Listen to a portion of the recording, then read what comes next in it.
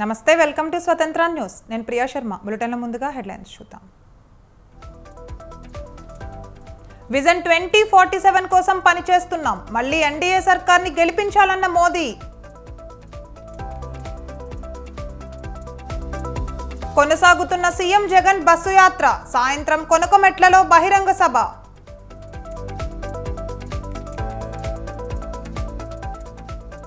Warangal parliament నియోజకవర్గ ముఖ్య నేతలతో రేవంత్ సమావేశం. హాజరైన కొండా సురేఖ, కడియం కావ్య ఎమ్మెల్యేలు.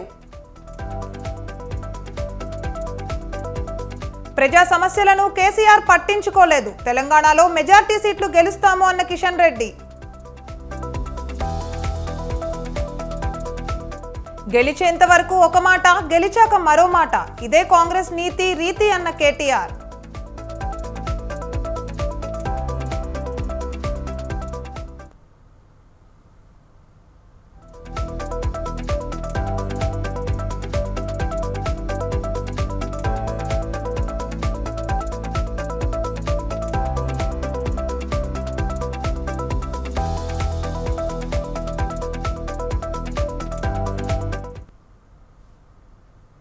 రైట్, ఎలక్షన్ బ్రేకింగ్ చూస్తున్నాం. సీఎం జగన్ కు రాష్ట్ర ఎన్నికల ప్రధానాధికారి ముఖేష్ కుమార్ మీనా నోటీసులు ఇచ్చారు. సీఎం తన ప్రసంగాల్లో అనుచిత వ్యాఖ్యలు చేశారని టీడీపీ సీనియర్ నేత వర్ల రామయ్య సీఈఓకు ఫిర్యాదు చేశారు. అనుచిత వ్యాఖ్యలు కోడ్ ఉల్లంఘన కిందకు వస్తాయని ఫిర్యాదులో పేర్కొన్నారు. దీనిపై స్పందించిన సీఈఓ చంద్రబాబుపై చేసిన వ్యాఖ్యలకు 48 గంటల్లో వివరణ ఇవ్వాలని నోటీసులో పేర్కొన్నారు. సకాలంలో స్పందించకపోతే ఈసీ చర్యలు తీసుకుంటుందని స్పష్టం చేశారు.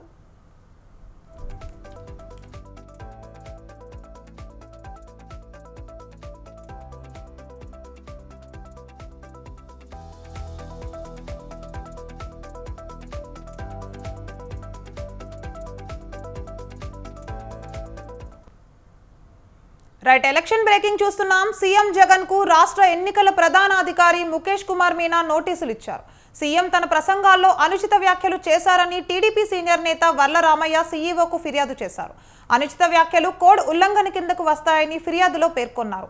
దీనిపై స్పందించిన సీఈఓ చంద్రబాబుపై చేసిన వ్యాఖ్యలకు 48 గంటల్లో వివరణ ఇవ్వాలని నోటీసులో పేర్కొన్నారు.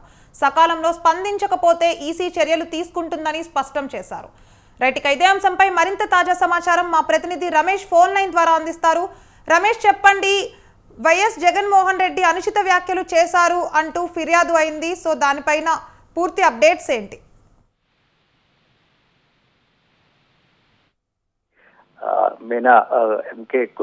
మీనా ఈరోజు ఏపీ సీఎం జగన్మోహన్ రెడ్డికి నోటీసులు ఇవ్వడం జరిగింది. ప్రధానంగా సీఎం జగన్మోహన్ రెడ్డి బస్సు యాత్రలో భాగంగా పూతలపట్టు నియోజకవర్గంలో ప్రతిపక్ష నేత చంద్రబాబు నాయుడు పైన అనుచిత వ్యాఖ్యలు చేశారంటూ తెలుగుదేశం పార్టీకి చెందిన సీనియర్ నేత వర్ల రామయ్య రాష్ట్ర ఎన్నికల సంఘానికి ఫిర్యాదు చేశారు. ఈ ఫిర్యాదు పైన విచారణ జరిపినటువంటి రాష్ట్ర ఎన్నికల ప్రధానాధికారి మీనా కుమార్ ఈ రోజు సీఎం జగన్మోహన్ రెడ్డికి నోటీసులు జారీ చేయడం జరిగింది. చంద్రబాబుపై చేసినటువంటి వ్యాఖ్యలు ఏవైతే ఉన్నాయో ఇవి ఎన్నికల కోడ్ ఉల్లంఘన కిందకు వస్తాయి కాబట్టి దీనికి సంబంధించి 48 గంటల్లోగా వివరణ ఇవ్వాలంటూ కూడా ఎన్నికల సంఘం ప్రధానాధికారి నోటీసుల్లో పేర్కొన్నటువంటి పరిస్థితి కూడా ఉంది. దీనికి సంబంధించి సరైన సమాధానం ఇవ్వకుంటే దానిపైన సీఎం పైన కూడా చర్యలు తీసుకునే అవకాశం ఉందని కూడా చెప్పినటువంటి పరిస్థితి కూడా ఉంది. రాష్ట్రంలో ఎన్నికల కోడ్ మొదలైనప్పటి నుంచి కూడా టీడీపీ అదేవిధంగా వైఎస్ఆర్ కాంగ్రెస్ పార్టీ రెండు పార్టీల నేతలు కూడా కోడ్ ఉల్లంఘన కింద అనేక విమర్శలు చేస్తూ ఉన్నారంటూ రెండు పార్టీలు ఎన్నికల సంఘానికి ఫిర్యాదు చేస్తున్నటువంటి పరిస్థితి కూడా ఉంది. ప్రధానంగా అటు తెలుగుదేశం పార్టీ అధినేత చంద్రబాబు చాలా సందర్భాల్లో రాష్ట్ర ప్రభుత్వం పైన కానీ ముఖ్యమంత్రి పైన అనుచిత వ్యాఖ్యలు చేశారంటూ ఎన్నికల సంఘానికి ఫిర్యాదు చేశారు. అదేవిధంగా ప్రతిపక్షానికి సంబంధించిన నేతలు కూడా సీఎం జగన్మోహన్ రెడ్డితో పాటు వైఎస్ఆర్ కాంగ్రెస్ పార్టీ నేతలు ఎన్నికల కోడ్ను ఉల్లంఘించే విధంగా విమర్శలు చేస్తూ ఉన్నారంటూ కూడా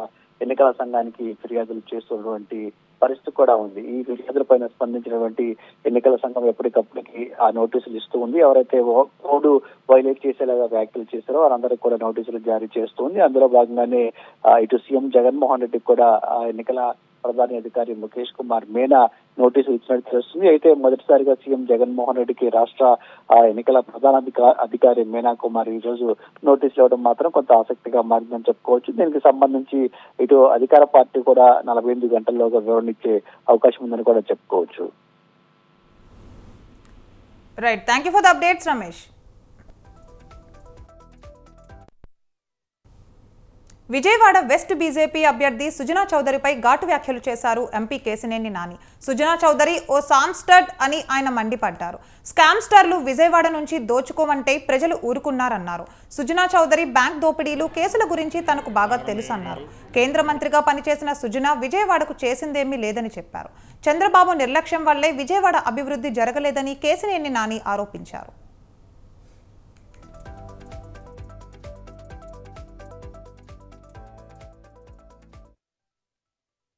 ఇవాళ విజయవాడ పశ్చిమ నియోజకవర్గంలో ఇక్కడ వైఎస్ఆర్సీపీ ఎమ్మెల్యే అభ్యర్థి ఆసిఫ్ గారు, నగర మేయర్ గారు భాగ్యలక్ష్మి గారు, అట్లాగే ఇక్కడ ఈ డివిజన్ కార్పొరేటర్ గారు కోటిరెడ్డి గారు, అలాగే అందరూ కూడా ప్రచార కార్యక్రమంలో పాల్గొంటున్నాం. ఈ 5 ఏళ్లలో ఈ డివిజన్కి నిజంగా ఒక 100 కోట్ల రూపాయలతో అభివృద్ధి చేసినటువంటి పరిస్థితి వాళ్ళు చూసాం. సంక్షేమం కానీ అభివృద్ధి కానీ ఈ ఎక్కడైనా సరే దాదాపు 41 రోడ్లు సీసీ రోడ్లుగా ఇక్కడ కోటిరెడ్డి గారి ఆధ్వర్యంలో మరి వైఎస్ఆర్సీపీ మేయర్ గారు భాగ్యలక్ష్మి గారి యొక్క సారథ్యంలో, అలాగే మన వెల్లంపల్లి శ్రీనివాస్ గారు ఇక్కడ ఎమ్మెల్యేగా ఉన్నారు అంతకుముందు, ఆయన ఆధ్వర్యంలో ఈ ఒక్క డివిజన్లో దాదాపు ఒక 41 సీసీ రోడ్లు కానీ మరి వై నాట్ 175 అంటున్న వైసీపీకి ఎన్నికల వేళ షాకుల మీద షాకులు తగులుతున్నాయి. మరోసారి అధికారమే లక్ష్యంగా పావులు కదుపుతున్న జగన్కు సొంత నేతలే కోలుకోలని దెబ్బ కొడుతున్నారు. ప్రతిపక్షాలతో చేతులు కలిసి ప్రజాక్షేత్ర సోరుకు సై అంటున్నారు. ఇంతకీ ఎవరా నేతలు, ఎందుకు ఆ షాకులు? Watch the story.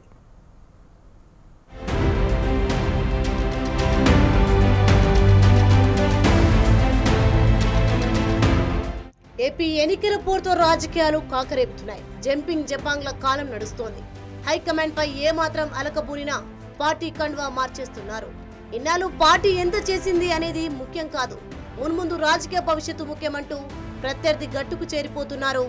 ఏం చెప్పినా ఎంత చెప్పినా డోంట్ కేర్ అంటూ గుడ్ బై చెప్పేస్తున్నారు. వైసీపీలో ప్రస్తుతం నడుస్తున్న ట్రెండ్ ఇది. ఎన్నికల వేళ సీఎం జగన్ కు షాక్ల మీద షాకులు ఇస్తున్నారు పార్టీ నేతలు. అసంతృప్తులంతా ఒక్కొక్కరుగా వైసీపీని వీడి ప్రతిపక్షాలతో జత కడుతున్నారు.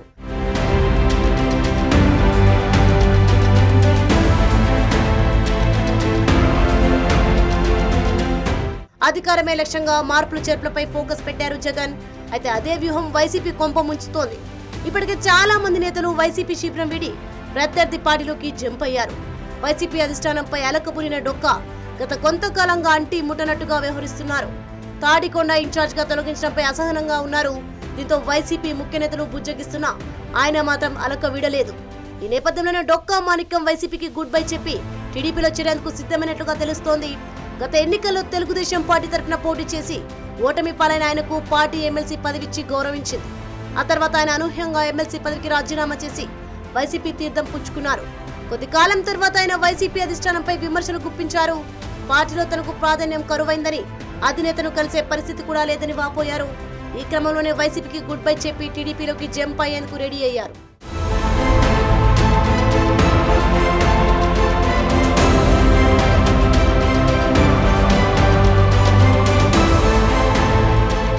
ఇక అనంతపురం జిల్లా వైసీపీ కీలక నేత ఎమ్మెల్సీ మహమ్మద్ ఇక్బాల్ కూడా తన పదవితో పాటు పార్టీకి రాజీనామా చేశారు.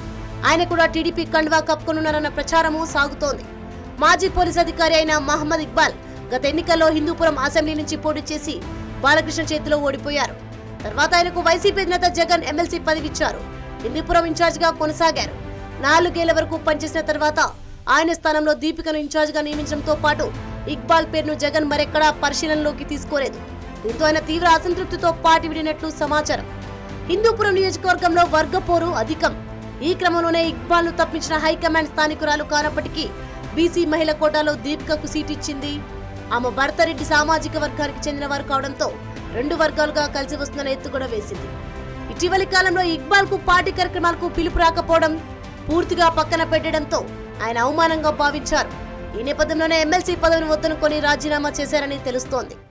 నన్ను హిందూపురంలో అభ్యర్థిగా నిలబెట్టనందుకు కాదు, మీరు తొలగించినప్పుడు అమర్యాదకరంగా నాకు చెప్పకుండానే ఒక వ్యక్తిని పిలిపించి ఇంకా చెప్పకనే నువ్వు వెళ్ళిపో అని చెప్పడం, ఒక అధికారిగా మైనారిటీ కమిషనర్గా సెక్రటరీగా పనిచేసి తర్వాత వక్ఫ్ బోర్డ్ స్పెషల్ ఆఫీసర్ పనిచేసి నా నుంచి ఒక మైనారిటీ కోసం ఏం చేయాలి అన్నది వాళ్ళు చేయకపోవడం, ఏదో పరదాల చాటులు ఉండడం కాదు, మాకు పొత్తు లేదు అంటూనే ఏ విధంగా పొత్తులతో నడిపిస్తున్నారు, ఏ విధంగా అని ప్రజలు ఎవరు మైనారిటీ నమ్మే స్థితిలో లేరు.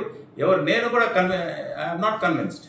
మైనారిటీ హక్కుల పరిరక్షణకు వాళ్ళ సంక్షేమం కోసం పరిణతి చెందిన నాయకుడు, రాజనీతిజ్ఞుడు, అపార అనుభవం ఉన్న చంద్రబాబు నాయుడు గారి లాంటి ఒక నాయకుడి దగ్గర చేస్తే మంచిది, ఆయన అనుభవం స్టేట్కి మంచిది, వ్యవస్థలు బాగుపడతాయి అనే ఉద్దేశంతో నేను తెలుగుదేశం పార్టీలో 2-3 రోజులు చేరబోతున్నాను. పూతలపట్టు ఎమ్మెల్యే ఎంఎస్ బాబు కూడా వైసీపీకి రాజీనామా చేసి కాంగ్రెస్ తీర్థం పుచ్చుకున్నారు. కడపలో AP PCC chief YS Sharmila సమక్షంలో ఆయన హస్తంతో చేయి కలిపారు. అలాగే పార్టీ కీలక నాయకురాలైన కల్లి కృపారాణి సైతం వైసీపీని విడారు. వైఎస్ షర్మిలను కలిసి కాంగ్రెస్ లో చేరారు. ఇలా వరుసగా నేతలు పక్క పార్టీల వైపు చూస్తుండటంతో వైసీపీ అగ్రనేతలు కలవరపడుతున్నారు. వలసలు ఎలా ఆపాలో తెలియక తలలు పట్టుకుంటున్నారు. ఇది ఇలాగే కంటిన్యూ అయితే 175 ముచ్చట దేవుడెరుగు కానీ ఓటమి తప్పదన్న గుబులు మొదలైంది.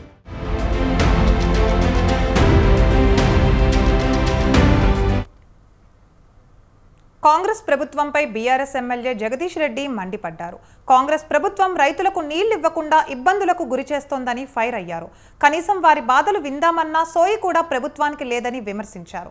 కేసీఆర్ రైతుల గురించి బాధపడుతుంటే ప్రభుత్వ పెద్దలు మాత్రం ఐపీఎల్ మ్యాచ్లు చూస్తూ ఎంజాయ్ చేస్తున్నారని విమర్శించారు. ప్రభుత్వ విధానాలను రైతాంగం గుర్తించాలని జగదీష్ రెడ్డి వివరించారు.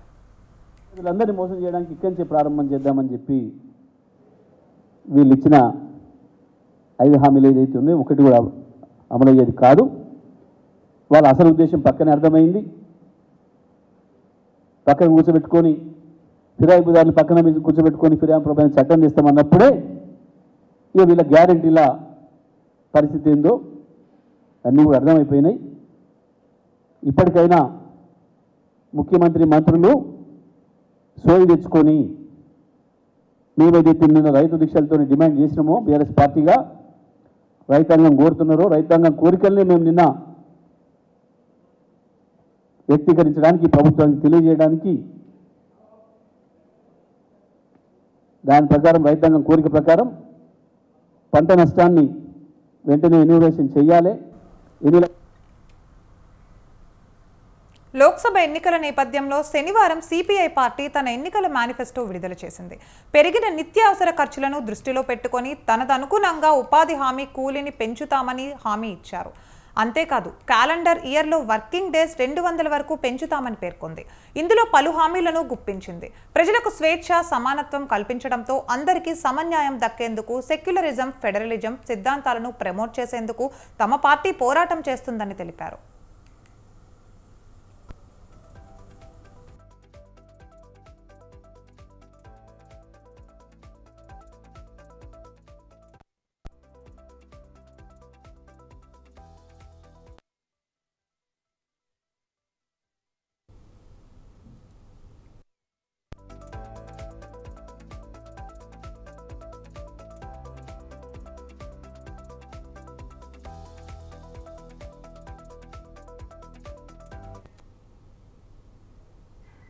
తెలుగు రాష్ట్రాల్లో రోజురోజుకు ఉష్ణోగ్రతలు పెరిగిపోతున్నాయి. ఎప్పుడూ లేనంతగా బాణుడు తన ప్రతాపాన్ని చూపిస్తున్నాడు. ఇప్పటికే పలు చోట్ల 43.5 డిగ్రీలకు చేరిన ఉష్ణోగ్రతలు రానున్న రోజుల్లో మరింత పెరుగుతాయని, అవసరమైతే తప్ప బయటకు వెళ్లొద్దని వాతావరణ శాఖ హెచ్చరికలు జారీ చేసింది. అధిక ఉష్ణోగ్రతలతో ప్రజలు ఉక్కిరిబిక్కిరి అవుతున్నారు. బాణుడి ప్రతాపంతో ప్రజలు విలవిల్లాడుతున్నారు. ఉక్కపోత విపరీతంగా పెరిగింది. ముఖ్యంగా పిల్లలు, వృద్ధుల తీవ్ర అవస్థలు పడుతున్నారు. ఉదయం 8 గంటల నుంచే వేడిగాలుల ప్రభావం కనిపిస్తోంది. మధ్యాహ్నం సమయానికి రోడ్లన్నీ నిర్మానుష్యంగా కనిపిస్తున్నాయి.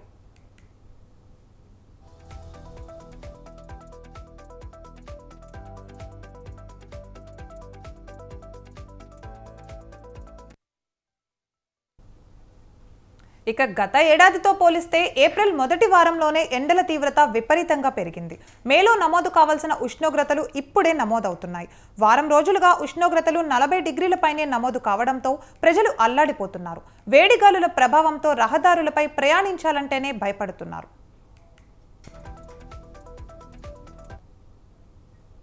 ఇక ఎండల తీవ్రత విపరీతంగా పెరగడంతో ప్రజలు శీతల పానీయాలను ఆశ్రయిస్తున్నారు. పలు స్వచ్ఛంద సంస్థల వారు ఇప్పటికే మజ్జిగ, మంచినీటి చలివేంద్రాలను చాలా ప్రాంతాల్లో ఏర్పాటు చేశారు. వేసవి ఎండలు తగ్గే వరకు కరెంటు కోతలు విధించవద్దని, నీటి సమస్య రాకుండా చూడాలని గ్రామాల్లో స్థానికులు కోరుతున్నారు. వేసవి కాలాన్ని దృష్టిలో పెట్టుకొని నగరంలో పాదచారులు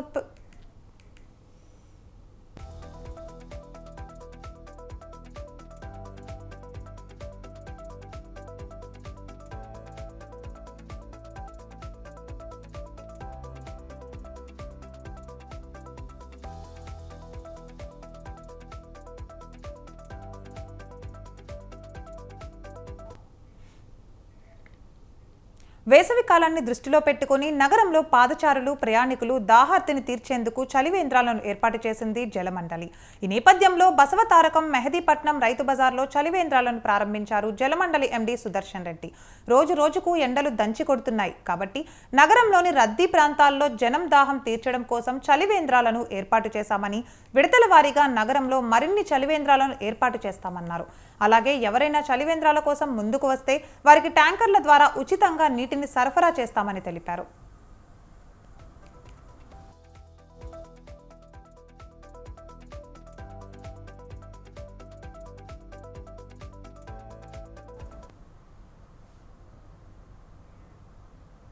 చిత్తూరు జిల్లా కాలువపల్లె వద్ద ఒంటరి ఏనుగు హల్చల్ కలకలం రేపింది. వేసవి తాపానికి రోడ్డు పక్కనే గల చెరువులోని నీటి కుంటలో సేద తీర్చుకుంది. అటు వెళ్లిన ప్రజలు దాన్ని చూసి ఒక్కసారిగా భయభ్రాంతులకు గురయ్యారు. ఇక ఆకతాయిలు మాత్రం బైకు హారన్లతో గజరాజును రెచ్చగొట్టే ప్రయత్నం చేశారు. జంతు ప్రేమికులు మాత్రం అడవిలో ఆహారం, నీరు దొరక్కపోవడంతోనే ఇలా జనవాసాల్లోకి వస్తున్నాయి అంటున్నారు. మరోవైపు గ్రామ శివారు పొలాల వద్ద గల రైతులు అప్రమత్తంగా ఉండాలని అధికారులు హెచ్చరించారు.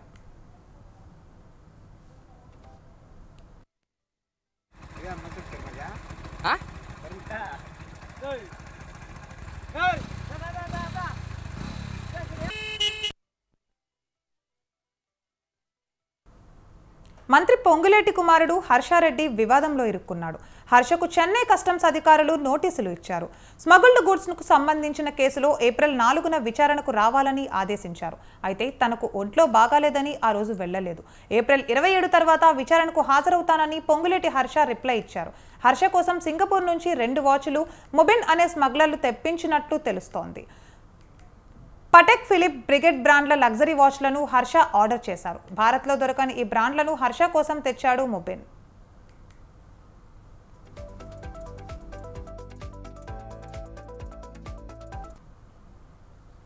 మొబెన్ నుంచి 2 వాచ్లు స్వాధీనం చేసుకున్న కస్టమ్స్ అధికారులు ఇప్పుడు హర్షకు నోటీసులు ఇచ్చారు. హర్ష కోసం తెచ్చిన ఒక్కో వాచ్ ఖరీదు 1.75 కోట్లు ఉంటుందని తెలుస్తోంది. ఈ వాచ్లకు హవాలా రూపంలో డబ్బు చెల్లించినట్లు ఆరోపణలు ఉన్నాయి. ఫిబ్రవరి 5న కేసు నమోదు చేసిన చెన్నై కస్టమ్స్ అధికారులు దీనిపై దర్యాప్తు చేస్తున్నారు. స్మగుల్డ్ గూడ్స్ రూపంలో తెచ్చిన వాచ్ల స్కామ్ విలువ 100 కోట్ల వరకు ఉంటుందని అంచనా వేస్తున్నారు. మొబెన్ హర్షారెడ్డికి నవీన్ కుమార్ అనే వ్యక్తి మధ్యవర్తిత్వం వహించినట్లు సమాచారం. ఇప్పటికే నవీన్ కుమార్ ని విచారించారు కస్టమ్ అధికారులు. స్మగ్లింగ్ వాచ్ కుంభకోణం 100 కోట్లు పైబడి ఉంటుందని కస్టమ్స్ అంచనా వేస్తున్నారు.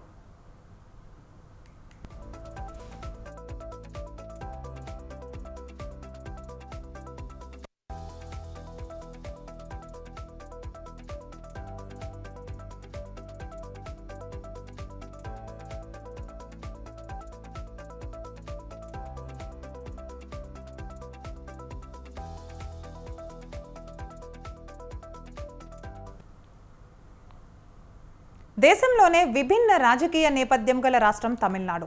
ఇక్కడ ద్రవిడ పార్టీలైన డిఎంకే, ఏఐడిఎంకేలదే ఆధిపత్యం. జాతీయ పార్టీలైన కాంగ్రెస్, బీజేపీ వంటి పార్టీలు అక్కడ నామకే వాస్తే పార్టీలే. 1960 దశకం నుంచి అటు అన్నా డిఎంకేతోనూ ఇటు డిఎంకేతోనూ పొత్తు పెట్టుకోవడం ద్వారా కాంగ్రెస్ ఉనికి కాపాడుకుంటోంది. బీజేపీది అదే పరిస్థితి. అలా పొత్తు పెట్టుకున్న సింగిల్ డిజిట్ తప్ప బొత్తిగా ప్రభావం చూపే పరిస్థితి తమిళనాట లేదు. మోదీ ప్రభావం కూడా అంతంత మాత్రమే. ఈ నేపథ్యంలో 1974లో భారత ప్రభుత్వం శ్రీలంకకు అప్పగించిన కచ్చతీవు దీవి అంశాన్ని వివాదాస్పదం చేసి తమిళ సెంటిమెంట్ను రెచ్చగొట్టేందుకు బీజేపీ సిద్ధం కావడంతో హాట్ టాపిక్ గా మారింది. తమిళనాడు బీజేపీ చీఫ్ అన్నామలై యువత ఓటుపై ధీమాతో ఉన్నారు.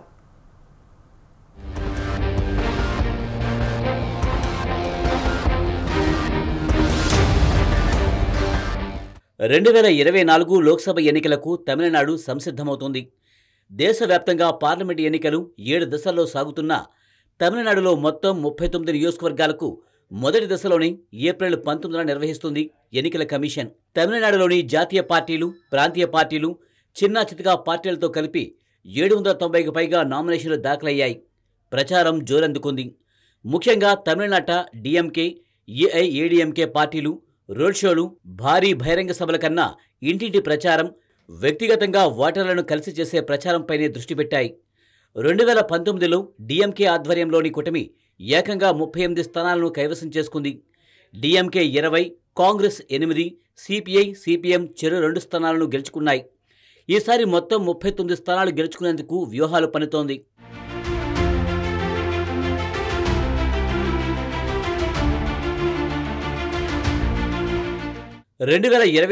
లోక్సభ ఎన్నికల్లో తమిళనాట త్రిముఖ పోటీ జరుగుతోంది. డిఎంకే ఆధ్వర్యంలోని ఇండియా కూటమి, ఏఐఏడీఎంకే కూటమి, బీజేపీ ఆధ్వర్యంలోని మరో కూటమి తలపడుతున్నాయి. గతంలో ఏఐఏడీఎంకేతో జతకట్టిన బీజేపీ ఇటీవల కాలంలో దూరమైంది. ఫలితంగా ఈసారి 3 స్తంభాలాట తప్పడం లేదు. డిఎంకే కూటమిలో కాంగ్రెస్, సిపిఎం, సిపిఐ, ఎండిఎంకే, ముస్లిం లీగ్, కమల్ హాసన్కు చెందిన మక్కల్ నిధి మయ్యం వంటి చిన్న పార్టీలు ఉన్నాయి. జయలలిత మరణం తర్వాత ఏఐఏడీఎంకే చీలిపోయింది. పళనిస్వామి నాయకత్వంలోకి ఏఐఏడీఎంకే వచ్చింది. ఈ కూటమిలో విజయకాంత్ స్థాపించిన డిఎంకే, ఎస్డిఐపి, పురుచి భారతం, ఫార్వర్డ్ బ్లాక్ వంటి పార్టీలు, చిన్న చిరగ పార్టీలు ఉన్నాయి. అన్నా డిఎంకే 32, డిఎండికే 5 స్థానాలు పోటీ చేస్తున్నాయి. ఇక బీజేపీ ఆధ్వర్యంలోని కూటమిలో పిఎంకే, శశికళ బంధువు దినకరన్ పార్టీ, మాజీ సీఎం ఓ పన్నీరు సెల్వం, ఇంకా కొన్ని ఏకవ్యక్తి పార్టీలు చేరాయి.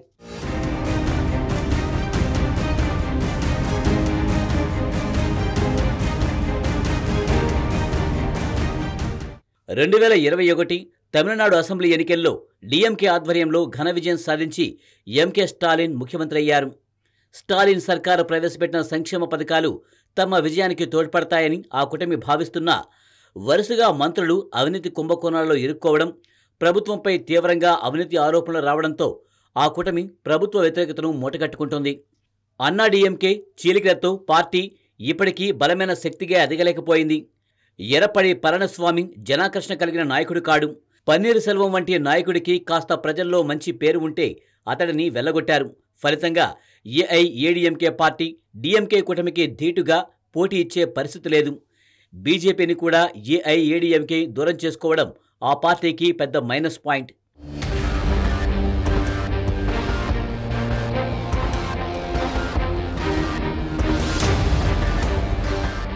తమిళనాడులో బీజేపీని ఓ బలమైన శక్తిగా తీర్చిదిద్దాలనే చిత్తశుద్ధితో మోడీ కృషి చేస్తున్నారు. ప్రత్యేక దృష్టి పెట్టారు. ఇటీవల కాలంలో విస్తృతంగా తమిళనాడులో పర్యటించి ఎన్నికల షెడ్యూల్కు ముందు పలు అభివృద్ధి కార్యక్రమాలను ప్రధాని మోదీ ప్రారంభించారు. అన్ని రాష్ట్రాల కన్నా ఎక్కువ మొత్తంలో తమిళనాడుకు నిధులు ఇస్తున్నట్లు కూడా మోదీ ప్రకటించారు. బీజేపీకి స్థానికంగా బలమైన నాయకులు లేకపోవడం ఓ లోపం. వన్నియర్ల సామాజిక వర్గంలో బలమైన ఓటు బ్యాంకు కలిగిన పీఎంకేతో పొత్తు పెట్టుకోవడం ద్వారా కనీసం కొన్ని సీట్లు గెలుచుకునే ఆశతో ఉంది.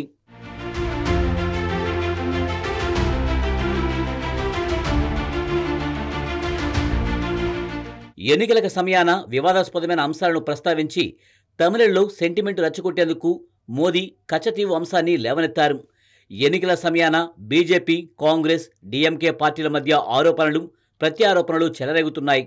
1974లో ఇందిరాగాంధీ హయాంలో భారత్, శ్రీలంక మధ్య కుదిరిన ఒప్పందం మేరకు కచ్చతీవు దీవిని శ్రీలంకకు అప్పగించారు. ఆ ఒప్పందాన్ని ప్రస్తావిస్తూ తమిళనాట ఎన్నికల ప్రచారం సందర్భంగా బీజేపీ కొత్త సమస్య మాదిరిగా వివాదం చేసేందుకు రాజకీయం చేస్తోంది. విపక్షాలను కూడగట్టి ఇండియా కూటమిగా ఏర్పరిచి ఎన్నికల సన్నాహానికి సిద్ధమవుతున్న కాంగ్రెస్ను ఇరుకున పెట్టేందుకు కచ్చతీవు కలిసి వస్తుందని బీజేపీ భావించింది. తమిళనాట డీఎంకే, అన్నా డీఎంకే పార్టీలు పలు దఫాలుగా కచ్చతీవు ఎన్నికల అస్త్రంగా వాడుకున్నాయి. తమిళనాడు, శ్రీలంక జాలరుల మధ్య తరచూ ఘర్షణలకు ఆలవలంగా మారిన కచ్చతీవు వివాదాన్ని పరిష్కరించవలసిందిగా కోరారు.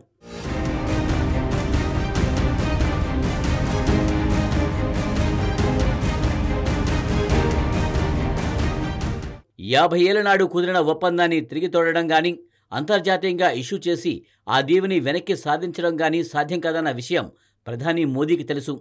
తమిళ సెంటిమెంట్ను రెచ్చగొట్టడం ద్వారా 4 ఓట్లు పొందేందుకు బీజేపీ ప్రయోగించిన ఆఖరి అస్త్రంగా కనిపిస్తోంది.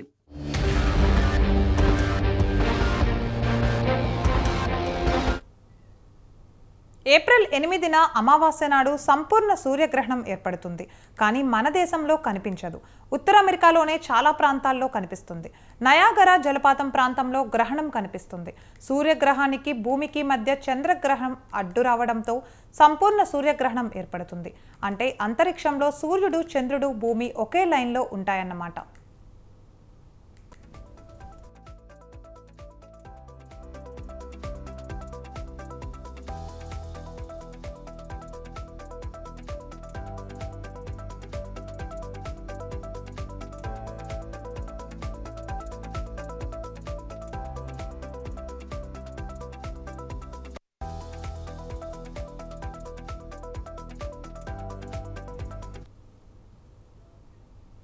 ఇక సంపూర్ణ సూర్యగ్రహణం ఓ అద్భుతం.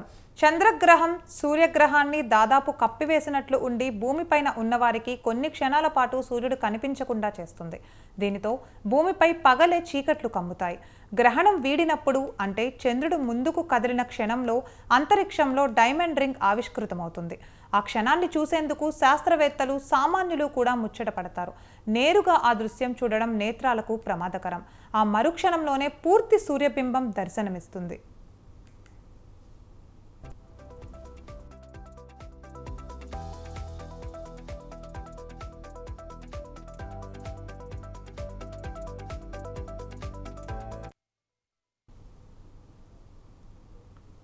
నిజానికి సూర్యగ్రహం కన్నా చంద్రగ్రహం 400 రెట్లు చిన్నది. అలాగే సూర్యగ్రహం కన్నా భూమికి 400 రెట్లు దగ్గరగా చంద్రగ్రహం ఉంటుంది. నార్త్ అమెరికాలో మళ్ళీ 375 ఏళ్లకే సంపూర్ణ సూర్యగ్రహణం ఏర్పడుతుంది. 1842లో యూరప్లో సంపూర్ణ సూర్యగ్రహణం ఏర్పడింది. భారతదేశంలో 1982లో సంపూర్ణ సూర్యగ్రహణం దర్శనమిచ్చింది.